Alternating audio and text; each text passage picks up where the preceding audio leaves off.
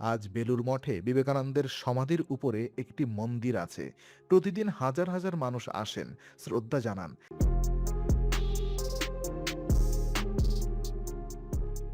১৯০২ সালের ৪ঠা জুলাই বেলুড় মঠ, রাত ৯টা। স্বামী বিবেকানন্দ ধ্যান কক্ষে গেলেন একা। দরজা বন্ধ করলেন, বললেন, আমাকে বিরক্ত করো না।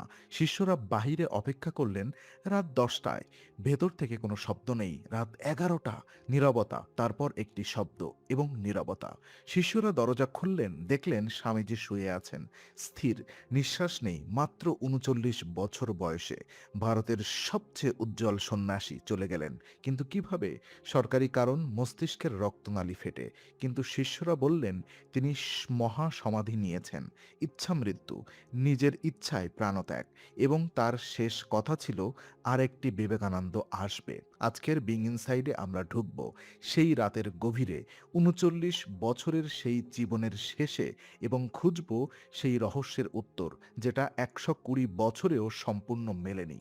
শেষ বছরের বিবেকানন্দ ক্লান্ত কিন্তু অদম্য। ১৯০০ সাল থেকে ১৯০২ সাল, বিবেকানন্দর শেষ ২ বছর।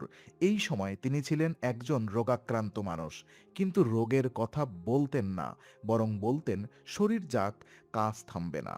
তার শরীরে ছিল একাধিক রোগ: ডায়াবেটিস, কিডনির সমস্যা, হৃদরোগ, অনিদ্রা, মাথা ব্যথা, চোখের সমস্যা।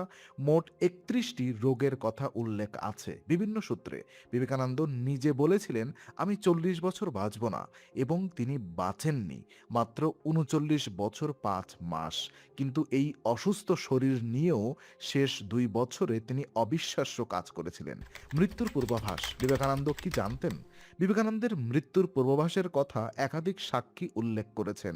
মৃত্যুর ৩ দিন আগে, ১লা জুলাই ১৯০২, বিবেকানন্দ গঙ্গার ঘাটে বসেছিলেন। শিষ্য স্বামী প্রেমানন্দকে বললেন, এই বেলুড় মঠের পবিত্র মাটিতে এখানে একদিন একটি মহান মন্দির হবে। আমি হয়তো সেটা দেখব না, কিন্তু এটা হবেই।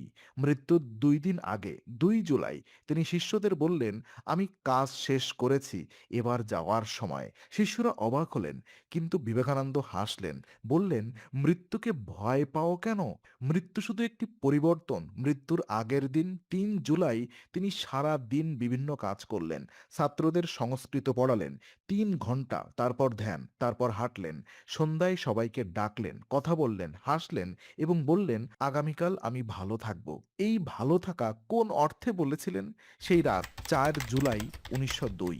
৪ জুলাই ১৯০২, আমেরিকার স্বাধীনতা দিবস। বিবেকানন্দ আমেরিকা ভালোবাসতেন। শিকাগো বক্তৃতায় সেই দেশে গিয়েছিলেন, এবং সেই দেশের স্বাধীনতার দিনে তার মুক্তি কাকতালীয়। সকালে উঠলেন, প্রার্থনা করলেন, পুরো দিন স্বাভাবিক।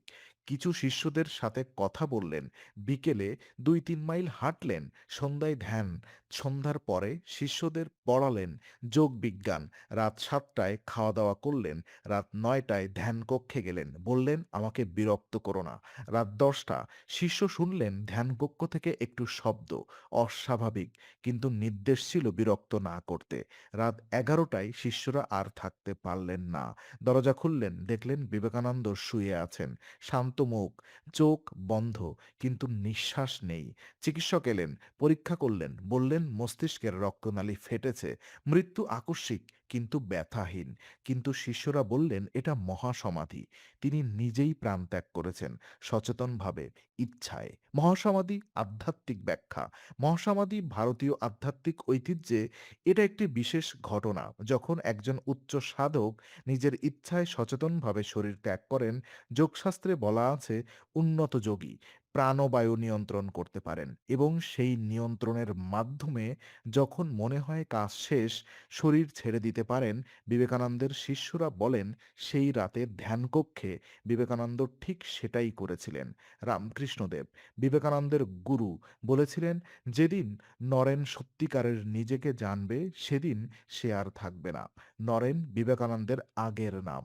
নরেন্দ্রনাথ দত্ত, গুরুর এই কথা কি ভবিষ্যৎবাণী ছিল? বিবেকানন্দের শিষ্যরা বলেন, হ্যাঁ। চিকিৎসা বিজ্ঞানের ব্যাখ্যা, রোগের ভার। কিন্তু আধ্যাত্মিক ব্যাখ্যার বাহিরে চিকিৎসা বিজ্ঞান কি বলছে? বিবেকানন্দের মৃত্যুর সরকারি কারণ, মস্তিষ্কের রক্তনালী ফেটে মৃত্যু। এটা কি সম্ভব? সম্পূর্ণভাবে সম্ভব। কারণ বিবেকানন্দের শরীরে যে রোগগুলো ছিল সেগুলো মিলিয়ে এর ঝুঁকি অনেক বেশি ছিল। ডায়াবেটিস রক্তনালীকে দুর্বল করে। উচ্চ রক্তচাপ রক্তনালী ফেটে যাওয়ার ঝুঁকি বাড়ায়।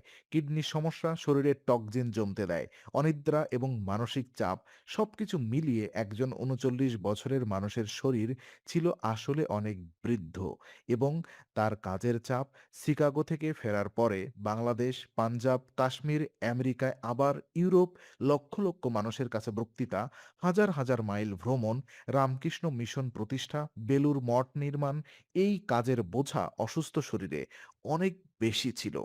শেষ বক্তৃতা এবং শেষ কথা। বিবেকানন্দর শেষ বক্তৃতা মৃত্যুর কিছুদিন আগে। সেই বক্তৃতায় তিনি বলেছিলেন, "আমি আরো ১৫ বছর বাঁচতে চেয়েছিলাম, কিন্তু শরীর সায় দিচ্ছে না। তবে চিন্তা নেই, আমি যা শুরু করেছি তা শেষ হবে আমার মৃত্যুর পরেও।" শিষ্য স্বামী শারদানন্দ পরে লিখেছেন, মৃত্যুর কয়েক ঘন্টা আগে বিবেকানন্দ তাকে বললেন, "স্বামীজি, বেদান্তের শিক্ষা যেন কখনো বন্ধ না হয়। মানুষকে জাগাতে থাকো, ভারত জাগবে, বিশ্ব জাগবে এবং শেষ কথা, যেটা অনেক সাক্ষী উল্লেখ করেছে, আরেকটি বিবেকানন্দ আসবে আমার কাজ শেষ করতে।" এই কথা কি ভবিষ্যৎবাণী নাকি একজন সন্ন্যাসীর মিশনের প্রতি আস্থার প্রকাশ?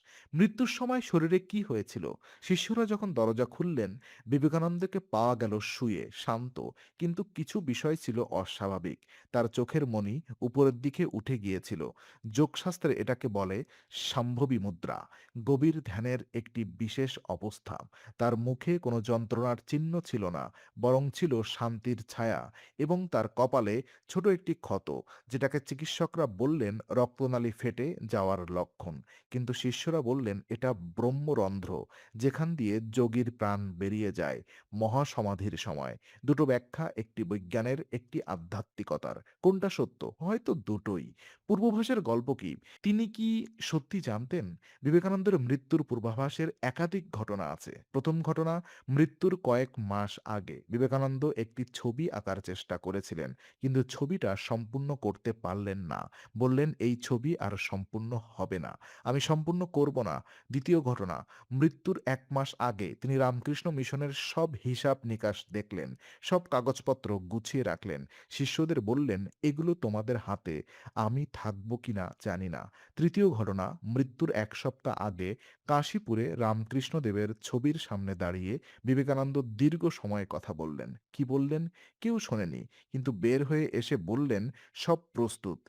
এই সব প্রস্তুত কিসের প্রস্তুতি? শেষকৃত্য এবং সমাধি। ৪ জুলাই রাতে মৃত্যু, ৫ জুলাই সকালে শেষকৃত্য। বেলুর মঠের গঙ্গার তীরে চন্দনকাঠের চিতায় শিষ্যরা কাঁদছেন, মঠের সন্ন্যাসীরা মন্ত্র পড়ছেন। একটি অদ্ভুত কাকতালীয়। রামকৃষ্ণদেব, বিবেকানন্দের গুরু, মারা গিয়েছিলেন ১৮৮৬ সালে। তার শেষকৃত্য হয়েছিল গঙ্গার তীরে, কাশীপুরে। শিষ্য গুরুর পথ অনুসরণ করলেন মৃত্যুতেও। আজ বেলুর মঠে বিবেকানন্দের সমাধির উপরে একটি মন্দির আছে। প্রতিদিন হাজার হাজার মানুষ আসেন, শ্রদ্ধা জানান। বিবেকানন্দ মৃত্যুর আগে বলেছিলেন, এই মাটিতে একটি মন্দির হবে। সেই মন্দির হয়েছে তার সমাধির উপরে। মৃত্যুর রহস্য, বিজ্ঞান এবং আধ্যাত্মিকতার সংযোগ। বিবেকানন্দের মৃত্যু নিয়ে দুটি দৃষ্টিভঙ্গি। চিকিৎসা বিজ্ঞান বলছে মস্তিষ্কের রক্তনালী ফেটে মৃত্যু, একজন অসুস্থ মানুষের স্বাভাবিক পরিণতি। যোগশাস্ত্র বলছে মহাসমাধি, ইচ্ছা মৃত্যু, একজন উন্নত যোগীর সচেতন প্রস্থান। কোনটা সঠিক? আধুনিক নিউরোসায়েন্স একটি আকর্ষণীয় তথ্য দিচ্ছে। গভীর ধ্যানের সময় মস্তিষ্কের কার্যকলাপ পরিবর্তন হয়, রক্তচাপ পরিবর্তন হয় এবং চরম ক্ষেত্রে রক্তনালী ফেটে যেতে পারে, অর্থাৎ মহাসমাধি। হয়তো একই ঘটনার দুটি ভিন্ন ব্যাখ্যা। বিবেকানন্দ গভীর ধ্যানে গেলেন এবং সেই ধ্যানেই তার মস্তিষ্কের রক্তনালী চাপ সহ্য করতে পারেনি, ফেটে গেছে। যোগীর দৃষ্টিতে মহাসমাধি, চিকিৎসকের দৃষ্টিতে মস্তিষ্কের রক্তক্ষরণ। দুটো সত্য একই সাথে। বিবেকানন্দের ভবিষ্যৎবাণী কতটা সত্য হয়েছে? বিবেকানন্দ মৃত্যুর আগে কিছু কথা বলেছিলেন। সেগুলো কতটা সত্য হয়েছে? ১ম, ভারত জাগবে। ১৯৪৭ সালে ভারত স্বাধীন হয়েছে। বিশ্বের বৃহত্তম গণতন্ত্র। দ্বিতীয়ত, বেলুড় মঠে একটি মহান মন্দির হবে। আজ বেলুড় মঠ ভারতের অন্যতম পবিত্র স্থান। তৃতীয়ত, রামকৃষ্ণ মিশন বিশ্বজুড়ে ছড়িয়ে পড়বে। আজ ১৫০ টিরও বেশি দেশে রামকৃষ্ণ মিশনের কেন্দ্র। চতুর্থত, আরেকটি বিবেকানন্দ আসবে। এই ভবিষ্যৎবাণীটি রূপকার্থে সত্য। প্রতিটি প্রজন্মে যারা তার বাণী নিয়ে কাজ করছেন, তারাই সেই আরেকটি বিবেকানন্দ। শেষ জীবনের বিবেকানন্দ, মানুষটিকে চেনা। মৃত্যুর আগের শেষ কয়েক মাস বিবেকানন্দ ছিলেন সম্পূর্ণ মানবিক। শরীর ক্লান্ত, ব্যথায় কাতর, কিন্তু হাসি বন্ধ নেই, রসিকতা বন্ধ নেই, শিষ্যদের সাথে খেলা বন্ধ নেই। একদিন একজন শিষ্য জিজ্ঞেস করলেন, স্বামীজি এত কষ্ট পাচ্ছেন কিন্তু হাসছেন কিভাবে? বিবেকানন্দ বললেন, ব্যথা শরীরের, হাসি আত্মার। আত্মার কোনো ব্যথা নেই। শেষ কয়েক সপ্তাহে তিনি প্রায়ই বলতেন, এই শরীর একটা যন্ত্র। যন্ত্র ভেঙে গেলে যন্ত্রী কি ভাঙে? না। আমি যাচ্ছি না, শুধু এই শরীরটা থাকছে না। এই দর্শন মৃত্যু ভয় ছিল না, ছিল মৃত্যুকে বোঝা, এবং সেই বোঝাপড়াই তাকে করেছিল অনন্য। ৪ জুলাই ১৯০২ রাত ১১টা, বেলুড় মঠ, একটি ধ্যানকক্ষে একটি জীবন শেষ হলো। মাত্র ৩৯ বছরে। কিন্তু সেই ৩৯ বছরে যা করেছিলেন তা ৩৯০ বছরেও অনেকেই পারবে না। শিকাগোতে বলেছিলেন, sisters and brothers of America. পুরো বিশ্ব থেমে গিয়েছিল। বেদান্তকে পৌঁছে দিয়েছিলেন পশ্চিমের দরজায়। ভারতের আত্মবিশ্বাস ফিরে দিয়েছিলেন একটি পরাধীন জাতিকে। তিনি বলেছিলেন, উঠো, জাগো, লক্ষ্যে পৌঁছানো পর্যন্ত থেমো না। তার মৃত্যু রহস্যময়, মহাসমাধি নাকি অসুস্থতার পরিণতি? এই প্রশ্নের উত্তর হয়তো কখনো সম্পূর্ণ আসবে না। কিন্তু একটি প্রশ্নের উত্তর আছে। তিনি কি তার কাজ শেষ করেছিলেন? না, কাজ শেষ হয়নি। তিনি বলেছিলেন, আরেকটি বিবেকানন্দ আসবে। সেই বিবেকানন্দ প্রতিটি মানুষের মধ্যে, যে মানুষ জাগতে চায়, জাগাতে চায়, এবং সেই কারণেই ১২০ বছর পরেও বিবেকানন্দ প্রাসঙ্গিক। তার মৃত্যু হয়েছিল কিন্তু তার বাণী আজও বেঁচে আছে, এবং যতদিন মানুষ নিজেকে জানতে চাইবে ততদিন বিবেকানন্দ বেঁচে থাকবেন। বিং ইনসাইড, সত্যের সন্ধানে।